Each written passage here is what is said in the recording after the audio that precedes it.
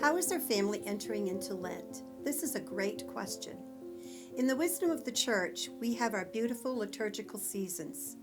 They help us all to focus our prayer life as a faith community.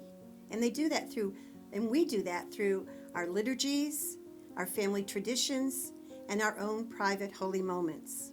Lent gives us many incredible and vivid images of unconditional love and sacrifice, especially the ultimate price that Jesus paid to ensure our salvation.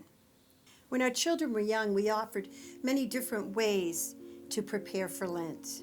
Our oldest son, who was about 10 years old at the time, fashioned a wooden cross that held 5 small purple crosses representing the 5 wounds of Christ. And he did that in the context of a Boy Scout, actually Cub Scout, Cub Scout project.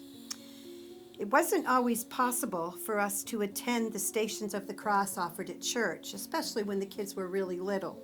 So instead, we would pray them at home at 3 o'clock every Friday. At home, we had a bare Easter tree located on a place that they could reach. Beside the Easter tree, there was a basket, and it was filled with colorful Easter ornaments. And then there was a smaller basket with slips of paper. And on these slips of paper were ideas and suggestions that they had that they would do or could do during Lent. And most of them were doing small chores around the house or simple acts of kindness for each other.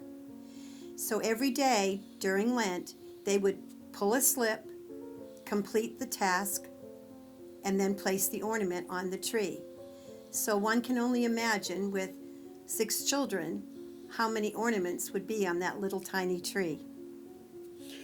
Well, the other thing that was brought into our family because of that tree was an understanding that when you promise God that you're going to do something during Lent, the simplest promise you make can come up with the huge consequences that you have to then hold true to.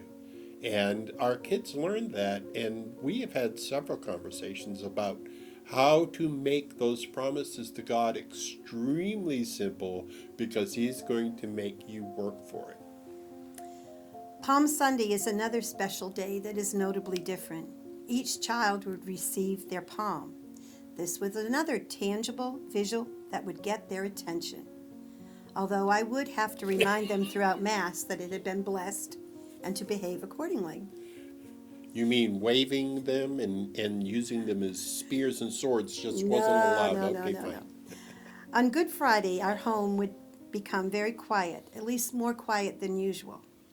Their crosses made from the palms from Sunday had been added to the table covered with that purple cloth, or some would opt to tuck it behind their crucifix in their bedrooms. The most important thing in preparing and planning for Lent is to be really listening to what the Holy Spirit is calling us for. And I'm listening for God to ask His favor of me during Lent. He wants me to do something special, and I just have to be open to listen to hear what it is.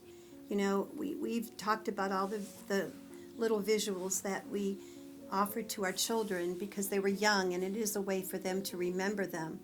And I pray and I hope that every family that I see coming into our prayer space and in the grocery store, that as they begin these long and sometimes hard days of Lent, to always be recognizing that hope is there and that the love of God and the light of Christ will be with us and guide us and continue to motivate us as we get closer to God's love and mercy. Remembering always that Easter is coming.